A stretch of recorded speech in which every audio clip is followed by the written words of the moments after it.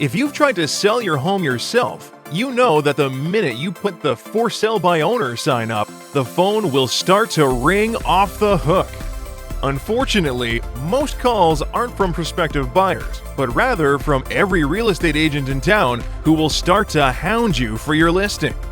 Like other "For Sale by Owners," you'll be subjected to 100 sales pitches from real estate agents who will tell you how great they are and how you can't possibly sell your home by yourself. After all, without the proper information, selling a home isn't easy. Perhaps you had your home on the market for several months with no offers from qualified buyers.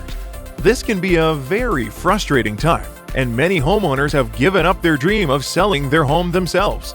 But don't give up until you've read a new special report entitled "How to Sell Your Own Home," which has been prepared especially for home sellers like you.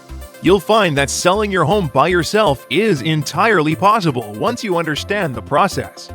Inside this report, you'll find 10 inside tips to selling your home by yourself, which will help you sell for the best price in the shortest amount of time.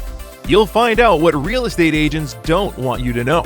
Claim your free special report now and start packing.